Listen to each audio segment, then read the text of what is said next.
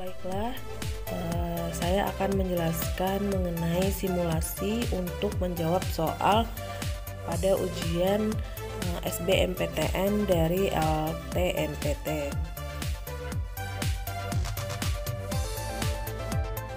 Nah, ini adalah aplikasi ujian SBMPTN oleh LTMPT. Ini adalah beranda yang berisi tentang aplikasi. Di sini ada menjelaskan kelompok ujian yang akan dikerjakan oleh peserta. Selanjutnya ada penjelasan mengenai petunjuk dan tata tertib yang harus ditaati oleh setiap peserta. Nah, silahkan dibaca dengan seksama sebelum ujian dimulai. Perlu diketahui bahwa aplikasi ujian pada tahun 2020 ini sangat berbeda dengan aplikasi ujian pada tahun-tahun sebelumnya. Nanti akan kita bahas apa saja perbedaan yang terdapat pada aplikasi ini. Nah, langsung kita memasuki halaman login peserta. Pada bagian ini, peserta memasukkan atau mengetikkan nomor peserta dan PIN peserta. Pada simulasi ini, nomor peserta sama dengan PIN peserta. Nah, selanjutnya klik tombol login. Kemudian ada halaman persetujuan. Halaman persetujuan ini berisi mengenai bahwa setiap peserta menyatakan akan menjunjung tinggi tata tertib dan peraturan pelaksanaan UTBK. Silakan diklik tombol setuju. Kemudian peserta dapat berhasil login pada halaman ujian. Nah, di sini ada dua pilihan, yaitu tutorial ujian dan mulai ujian. Untuk tutorial ujian berisi tentang tata cara bagaimana menjawab soal ujian. Ada bagian pertama yaitu bagian selamat datang, kemudian bagian yang kedua adalah berisi informasi berupa foto, nomor, dan nama peserta yang sedang ujian. Bagian selanjutnya adalah nama dari ujian dan subtes yang sedang berlangsung. Bagian yang keempat adalah bagian berisi daftar soal pada subtes yang sedang berlangsung. Kemudian selanjutnya adalah bagian IP address dari komputer yang terhubung dengan server ujian. Selanjutnya adalah menerangkan latensi dari komputer Anda dengan server ujian. Kemudian ini adalah sisa waktu dari subtes yang sedang berlangsung. Ini adalah sisa waktu ujian ya. Nah, kalau yang ini bagian informasi nomor soal yang sedang ditampilkan pada subtes ini. Kemudian ini adalah tombol pilihan jawaban. Nah, jadi kita coba untuk menjawab soal. Nah, pada bagian nomor soal yang sudah dijawab akan berbeda dari soal yang belum dijawab.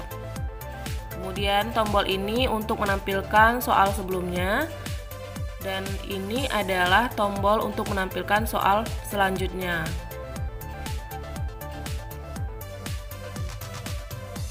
Nah, misalnya kita ingin melangkaui langsung ke nomor soal 10, maka kita akan memencet tombol atau mengklik tombol nomor 10 seperti ini ya. Nah, ini adalah bagian memperbesar dan mengecilkan gambar jika soal tersebut ada gambar. Nah, ini adalah tutorial untuk melaksanakan ujian. Nah, sekarang kita coba untuk mulai ujian. Klik tombol mulai ujian.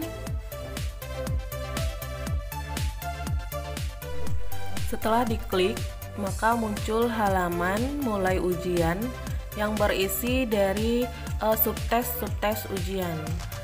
Yang pertama adalah kemampuan kuantitatif, kemudian yang kedua kemampuan memahami bacaan dan menulis, yang ketiga subtes bahasa Inggris, yang keempat pengetahuan dan pemahaman umum, dan yang terakhir adalah kemampuan pemikiran umum, penalaran umum. Di sini ada jumlah soal, durasi, dan sisa waktu. Ini adalah bagian token ujian. Jadi sebelum ujian, peserta diharuskan untuk memasukkan atau mengetikkan token ujian yang didapat dari pengawas. Tanpa token ini, peserta tidak dapat melakukan tahap berikutnya, yaitu tahap pengerjaan soal ujian.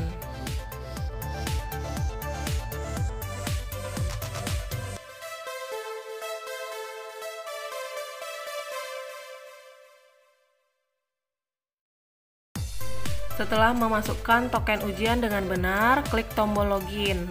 Nah, peserta sudah masuk ke halaman ujian ya. Ini adalah halaman untuk pengerjaan soal ujian. Perbedaan aplikasi ujian yang sekarang dengan yang pada tahun-tahun sebelumnya, yaitu kalau pada tahun sebelumnya jumlah soal langsung ditampilkan sebanyak 40 atau 60 soal langsung. Kalau pada tahun 2020 ini soal masing-masing dikategorikan berdasarkan subtes. Nah, jadi masing-masing subtes itu memiliki batas waktu. Untuk simulasi ini, masing-masing subtes diberikan waktu sebanyak 3 menit. Bisa saja nanti pada saat ujian yang sebenarnya, waktu yang diberikan akan lebih banyak. Namun untuk simulasi ini, waktu yang diberikan pada setiap subtes hanya 3 menit.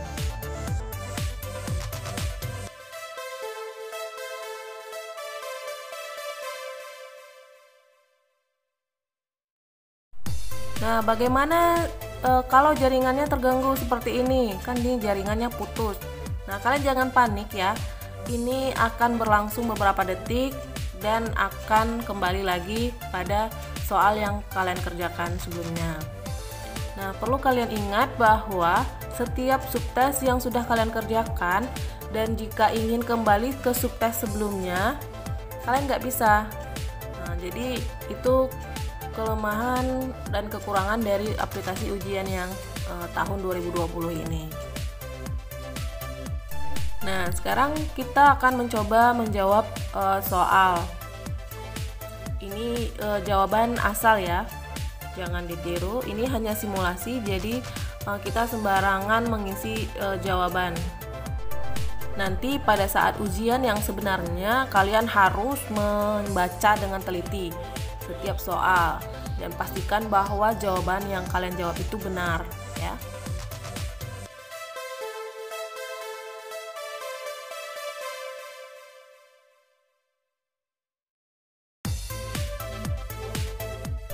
Perbedaan selanjutnya aplikasi 2020 ini dengan aplikasi tahun sebelumnya yaitu ini.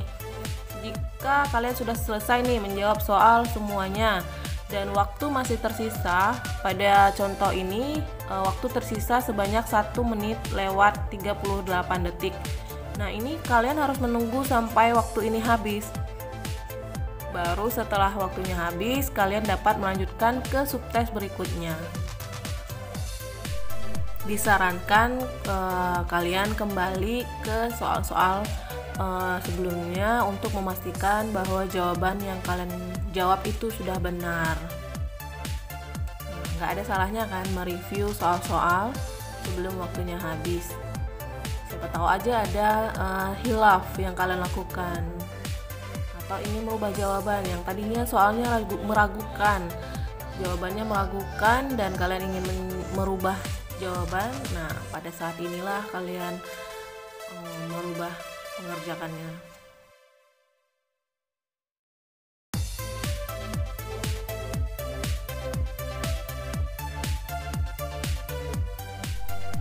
Setelah selesai, kalian akan diberikan waktu sekitar 30 detik untuk menjawab soal pada subtes yang berikutnya.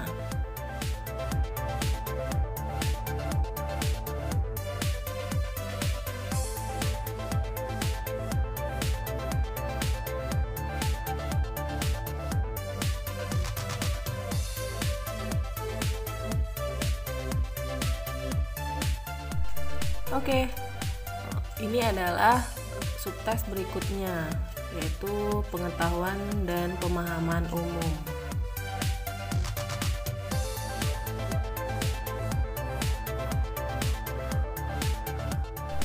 Kita akan mencoba menjawab secara acak ya. Ini kita sembarangan jawaban, bukan jawaban yang sebenarnya, karena ini hanya simulasi. Nanti pada saat ujian yang sebenarnya, sekali lagi saya ingatkan, bacalah soal dengan teliti dan jawablah dengan jawaban yang kalian anggap benar.